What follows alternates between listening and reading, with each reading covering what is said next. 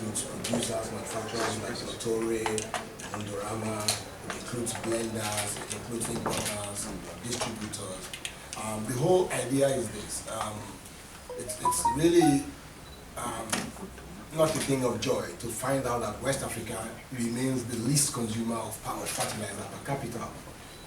Despite the declaration of 2006 in Abuja, to move that from below 10 kilograms per hectare to 50 kilograms per hectare, not a lot has happened within the time frame of about 10 years.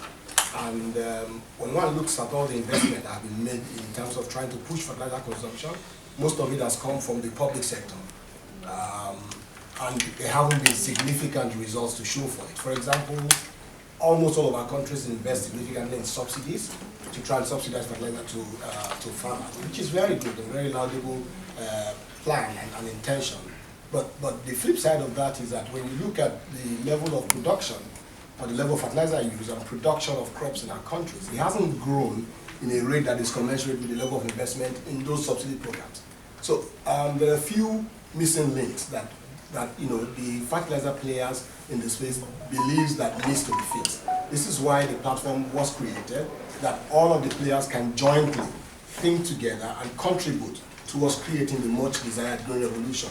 I mean, like GT from Mutori said a while ago, that's the greatest achievement, the greatest objective that Africa should pursue today. We must get out of being in a situation where we're a net importer of food and agricultural products. West Africa has the potential to feed itself and become a net exporter of agricultural products, but it hasn't been able to do that because there are bits and pieces of effort that are not coordinated.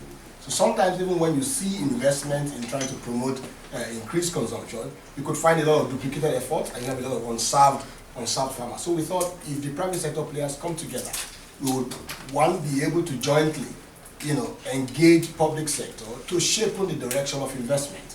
One of the issues like that has been highlighted from this table is the fact that logistics is a huge problem in distributing and making fertilizer available in West Africa. For example, as high as 15% of the prices that farmers pay for fertilizer across West Africa is accounted for by the movement of the product from one place to the other, which is not the case elsewhere in the world. Elsewhere in the world, maximum you get a 3-4% for logistics. Now, those are issues that if we engage public sector players and they make investment in the right places, that problem could be resolved. And then fertilizer could then become a bit cheaper for farmers. And like GT also said, there's a lot of potential for production of fertilizer in West Africa that hasn't been tapped. A number of raw materials, not only natural gas, there are phosphate deposits within West Africa. There are other deposits for fertilizer production that haven't been utilized. So we believe that increasingly West Africa should take its destiny in its hands when it comes to fertilizer production and availability, so that we can be more food secure and also stop being the least